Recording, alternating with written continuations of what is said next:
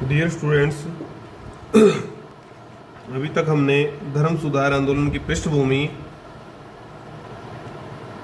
Switzerland में धर्म सुधार आंदोलन, जर्मनी में सुधार आंदोलन, इसके बारे में पढ़ा है। आज हम फ्रांस में कैसे धर्म सुधार आंदोलन चला और किनके नेतृत्व में चला वो पढ़ेंगे। जॉन कोल्विन नाम के जो व्यक्ति थे, उन्होंने जो है बड़ा जो योगदान दिया धर्म सुधार आंदोलनों को फ्रांस में चलाने में। इनका जन्म जो है 10 जुलाई 1509 को फ्रांस के नोयन जो है शहर में हुआ। मध्य वर्गीय परिवार से थे, कानून की पढ़ाई करते थे हालांकि, लेकिन धर्मशास्त्रों में भी गहरी रुचि थी। धर्मशास्त्र भी साथ के साथ पढ़े। पेरिस विश्वविद्यालय से इन्होंने पढ़ाई की। धर्म में गहरी आस्था थी। लूथर के विचारों का जबरदस्त प्रभाव इनके ऊपर पड़ा था। उसका विचार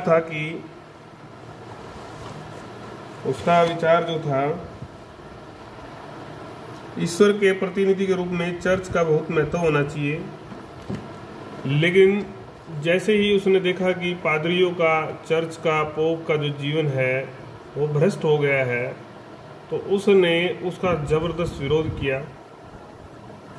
विरोध में आए, भ्रष्टाचार का विरोध किया और कैथोलिक धर्म को त्याग कर प्रोटेस्टेंट हो गए।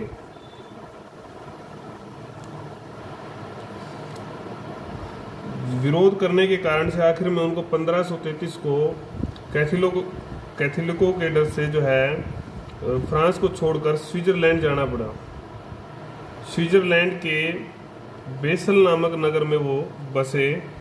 इस घटना को धर्म परिवर्तन का नाम भी दिया जाता है। जो भी उन्होंने शहर बदला, लेकिन धर्म के कारण से उनको बदलना पड़ा। वहां रहकर उन्होंने 1536 में एक बहुत बड़ा काम किया ईसाइयत के लिए। वो था ईसाई धर्म संहिता लिखना। एक पुस्तक लिखी और ये आगे जाकर सबसे व्यवस्थित और प्रभावशाली जो है पुस्तक जो है, नियमावली जो है, वो साबित हुई। लूथर और इनमें का कुछ भिन्नताएं भी थी, जबकि काल्विन जो है इसके शिष्य लगा लो एक प्रकार से, इसके प्रभाव में थे, लेकिन उसके बाद इनमें भेद थे। भेद क्या थे, भिन्नता क्या थी कि लूथर जो थे वो उग्र थे और ये जो थे, ये काल्विन जो थे, ये शांत स्वभाव के थे। नियम को मानने वाले व्यक्ति थे, नियमनिष्ठ थे। ऐसा नहीं था कि उच्छृंखलता इनके स्वभाव में थी।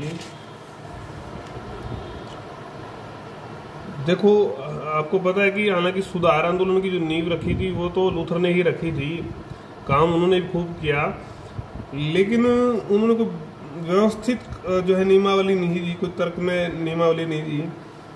जबकि काल्विन ने मुख्य नियमों को बोधगम्य बनाया, एक पुस्तक के रूप में तार्किक बनाया, जिसके कारण से समाज जो है फला फूला इनका प्रोटेस्टेंट। उनका मत था कि मनुष्य का जो जीवन है वो पापमय है। इसको ईश्वर की कृपा से ही जो है, दैवीय कृपा से ही, दैवीय आस्था से ही जो है मुक्ति आप पा सकते हैं। इस मामले में तो दोनों का विचार एक था। लेकिन इसके अलावा जो है उसने देवीय सर्वशक्तिमता पर जोर देते हुए एक नया सिद्धांत दिया था, जिसको प्रारब्धवाद बोलते हैं। और अगर इसकी बात करें तो हम प्रारब्धवाद जो था,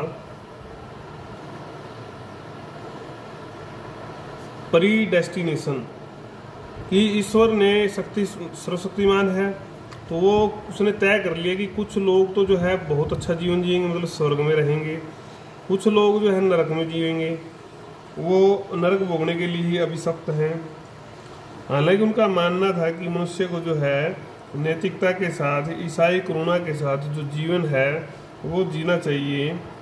और ईश्वर ने कुछ लोगों को तो, निष्ठावान जो ईसाई लोग हैं, उनको तो जो है ना स्पेशल भेजा है, धर्मदूत है वो, तो उनका काम है धार्मिक कर्तव्य को निभाना। उनको जो है आत्मा की मुक्ति की ओर जो है ध्यान नहीं देकर जो है ये काम करना चाहिए। ये काम ईश्वर ने उनको दिया है।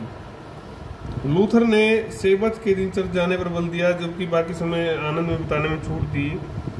लेकिन काल्विन ने नियमों को थोड़ा सही बनाया। उसने जो पुराने नियम थे यहूदियों के, उनको प्रचलित किया, यहूदियों के नियमों को प्रचलित किया कि आप उस दिन भी, मतलब जिस दिन आप कोई भी अन्य जो है धार्मिक काम कर रहे हैं या खाली हैं, उस दिन भी आप आमोद प्रमोद से या सांसारिक जो सुख है उनसे दूर रहकर जो है आपको ईसाइयत के अनुसार जो है जीवन जीना चाहिए।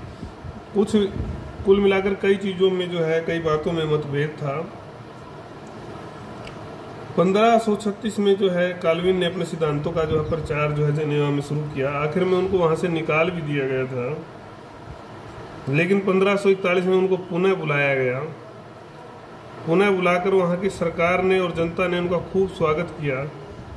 स्वागत कर वहां पर फिर बदलाव जो है काल्विन के अनुसार कुछ बदलाव भी लाए गए, नैतिकता की रक्षा के लिए और असामाजिक तत्वों को दंड देने के लिए एक परिषद बनाई गई, एक संस्था बनाई गई। उच्च संस्था थी, सर्वोच्च संस्था थी, जिसमें 12 अग्रण, एल्डर्स बोलते थे उनको इंग्लिश में। एल्डर्स मतलब एक प्रकार से पद लगा लो आप, ये थे। और 5 जो थे अनुष्ठाता थे, मंत्री थे। और जो क्षेत्र था उस नगर का, उसको कई भागों में, कई धर्म क्षेत्र भागों में विभाजित कर लिया गया। एक निगरानी समिति बनाई गई जो घरों में जाकर देखती थी, चेकअप करती थी, पूरा निरीक्षण करती थी कि ईसाइयत के अनुसार, नियमों के अनुसार जीवन जी रहे हैं क्या नहीं। जो नहीं जी रहा था उसको, बहुत सारे लोगों को उससे मृत्यु दंड भी दिया गया सख्ताई से पालन करवाने के लिए। और इस प्रकार से जो है शुद्धतम जो प्रोटेस्टेंट था, शुद्धतम प्रोटेस्टेंट जो मत था वो दिया गया इस समय यहाँ पर। और इनके सिद्धांतों को जो है काल्विनवाद का नाम दिया गया। धीरे धीरे ये मत जो था ये फ्रांस में, नीदरलैंड में, हंगरी में, स्कॉटलैंड में, इंग्लैंड में, सब जगह फैल गया। जब कुछ अलग अलग जगह पर अलग अलग इनको नामों से पुकारा गया। फ्रांस में इनको ह्यूगनाट्स बोलते थे, ह्यूगनाट्स।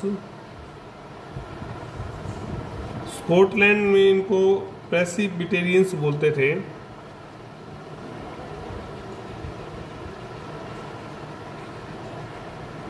लेकिन अगर मूल सिद्धांतों की बात करें तो वो लूथर की तरह ही थे, धर्म सुधार आंदोलन के।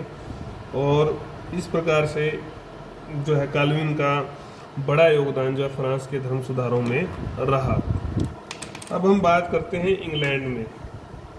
इंग्लैंड में कैसे जो है धर्म सुधार आंदोलन का जो है इतिहास रहा, इसने वहाँ पर बड़ी भूमिका निभाई है। कैसे कैसे ये आंदोलन आगे बढ़ा। इंग्लैंड में हालांकि राजनीतिक महत्वाकांक्षाएं अलग अलग थी। जो भी नेता आया, धार्मिक की बजाय, भावुक की बजाय, उन्हें राजनीतिकता से काम लिया। उन्होंने देखा कि भी हमारा क्या महत्व जो है, क्या जो है इससे स्वार्थ जो है सध सकता है, तो ऐसा वहाँ पर एक्शन लिए गए। चर्च में हालांकि वहाँ आवाज़ पहले से ही शुरू हो गई थी उठनी। सर्वप्रथम जो आवाज़ उठाने वाले व्यक्ति थे चर्च के भ्रष्टाचार के खिलाफ, वो थे जॉन वाइक्लिफ। उन्होंने कहा कि पोप जो है पृथ्वी पर ईश्वर का प्रतीक नहीं है, बल्कि उसके द्वारा जो अपनाया गया जो जीवन है वो सिद्धांतों के विरुद्ध है। अभी जो जीवन जो पोप जी रहा है ऐशोराम का, वो सिद्धांतों के विरुद्ध है। उसने ये भी कहा कि भ्रष्ट जो पादरियों के जीवन पर चलकर, उनके मार्ग पर चलकर मुक्ति नहीं पाई जा सकती। बाइबल का उसने अनुवाद जो है अंग्रेजी भाषा में कर दिया और जो मूल सिद्धांत थे उनको अपनाने का आग्रह उन्होंने किया। इस सारे से जो है काफ़ी विरोध उनका हुआ और ये विरोध जब तो काफ़ी बढ़ गया जब उन्होंने कहा कि जो चर्च की जो संपत्ति है उस पर राज्य को जो है अधिकार कर लेना चाहिए। राज्य के अधिकार की उन्होंने मांग की, तो काफ़ी विरोध हो गया। तो उनको जो है ऑक्सफोर्ड विश्वविद्यालय में जो प्रोफेसर के पद पर थे उससे हटा दिया गया। हालांकि उनकी 1383 में मृत्यु हो गई थी, लेकिन उन्होंने एक नींव जो है सुधार आंदोलन की रख दी थी। हेनरी चतुर्थ और जो पंचम आए, उन्होंने इसके अनुयायियों के ऊपर जो है घोर अत्याचार किया, दबाने की कोशिश की गई। लेकिन हेनरी अष्टम जब आए तो उनके काल में जो है ये धर्म सुधार आंदोलन दोबारा से ज़्यादा जोर पकड़े। इसका एक कारण भी था, इसके पीछे पूरी स्टोरी है। हेनरी अष्टम को कोई संतान नहीं थी। संतान न होने के कारण से और अन्य अपने कारणों से उन्होंने अपनी कैथराइन जो उनकी पत्नी थी उसको तलाक देना चाह रहे थे, और अपनी प्रेमिका जो उनकी एनी बोलाइन उससे वो शादी करना चाहते थे। इसके लिए उन्होंने पोप से अनुमति मांगी। पोप ने उस अनुमति से इनकार कर दिया, आज्ञा देने से इनकार कर दिया। पोप उस समय थे क्लेमेंट सप्तम। तो इससे जो है हेनरी ने जो है ना खुला विरोध जो है चर्च का शुरू कर दिया, पोप के विरोध में आ गए।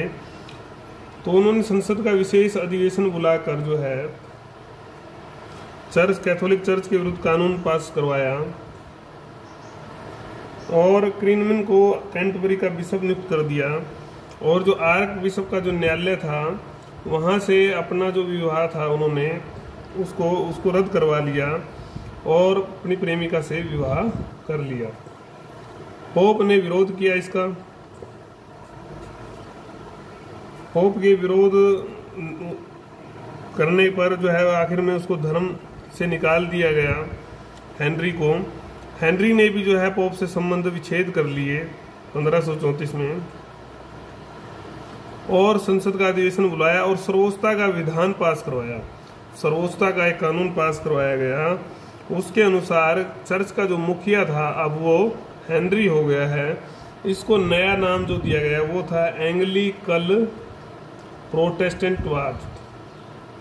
एंग्लिकल प्रोटेस्टेंटवाद इसको नाम दिया गया। टर्म है ये, ध्यान कर लें आप। और इससे कैथोलिक चर्च की जो है समाप्ति का द्वार खुला इंग्लैंड में।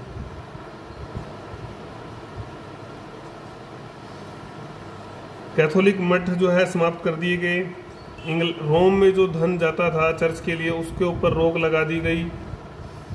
चर्च की संपत्ति पर जो है राज्य का अधिकार।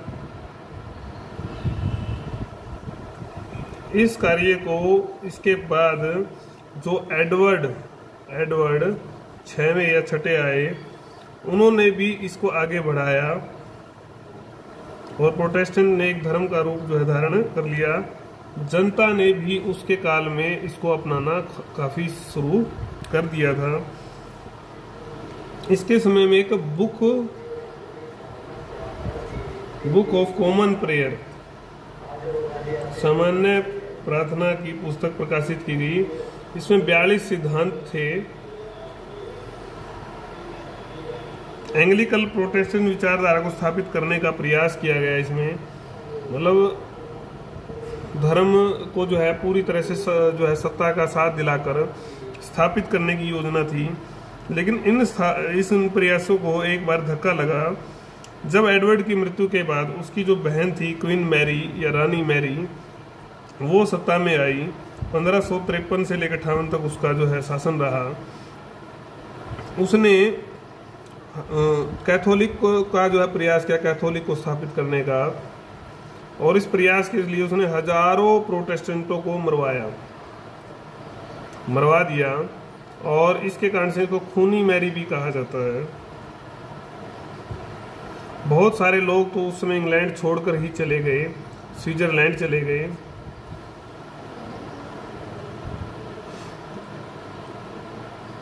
लेकिन वो फैलने से नहीं रोक पाई। जब वो चली गई या मर गई मृत्यु के बाद, फैलने से नहीं रोक पाई, और इसके मरने के बाद, इसकी मृत्यु के बाद एलिजाबेथ जो है वो एलिजाबेथ के बारे में हम अगले पेज पे लिखते हैं। एलिजाबेथ ने दोबारा से जो है, जो हमने शुरू में बिंदु पढ़ा था कि धर्म का जो है राजनीतिक उपयोग जो है एलिजाबेथ ने किया। उसके काल में जो लोग स्विट्जरलैंड गए थे वो वापस आ गए। प्रोटेस्टेंटवाद को जो है और वैधानिकता मिल गई और उसको राज्य का धर्म मान लिया गया, वैधानिक धर्म बन गया। एंग्लिकल चर्च को जो है राष्ट्रीय चर्च घोषित कर दिया गया। और उसने राष्ट्र सर्वोच्चता और एकरूपता का जो है कानून भी पास करवाया। अब इंग्लैंड की जनता ने भी जो है एंग्लिकल जो चर्च, हमने अभी मत प्रकट किया था, एंग्लिकल चर्च और जो प्रोटेस्टेंटवाद था उसको मान लिया या स्वीकार कर लिया। तो ये बात थी हमारी इंग्लैंड में धर्म सुधार आंदोलनों की। अब हम बात करेंगे सुधारों की अन्य देशों में। अन्य देशों की अगर हम बात करें तो उसमें नीदरलैंड, तो जो उस समय नीदरलैंड था, उसमें बेल्जियम भी आएगा आपका, हॉलैंड भी आएगा, फिर आएगा आपका स्कैंडिनेविया,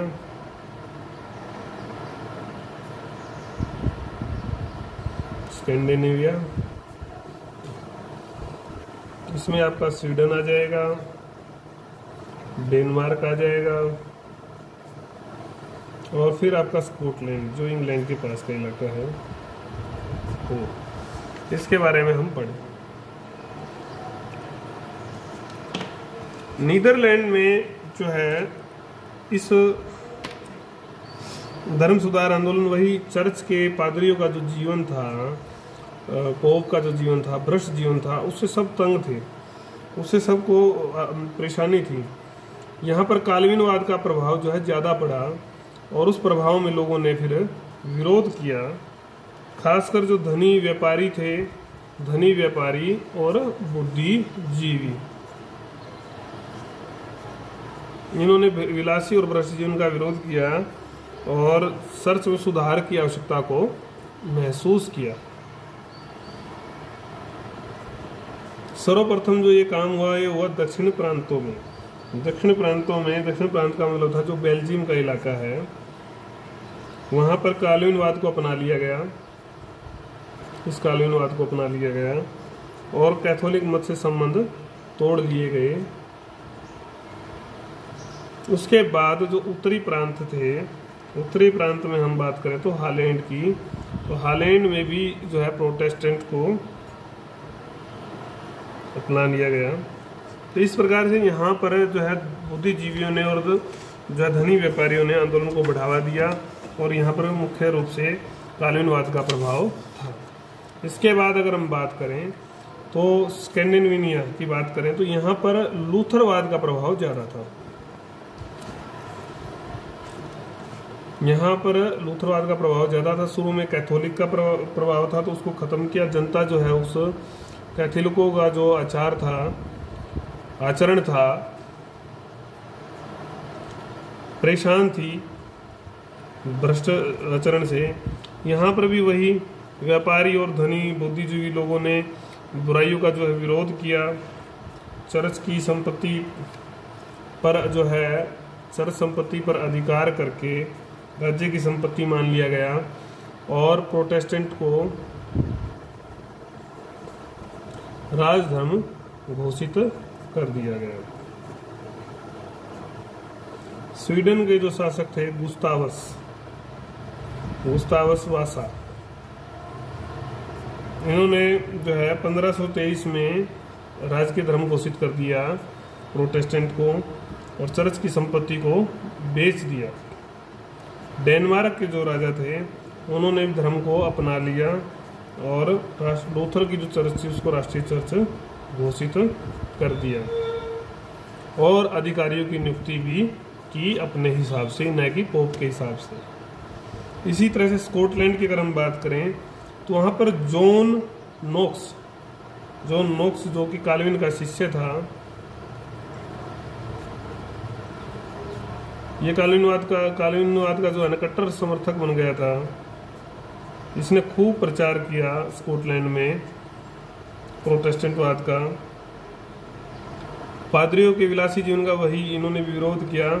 रानी मैरी ने यहाँ पर प्रयास किया था कि जो है यहाँ पर कैथोलिकवाद आए, लेकिन जो है इस प्रयास को नोक्स ने जो है विफल बना दिया और उसको यहाँ से भगा दिया।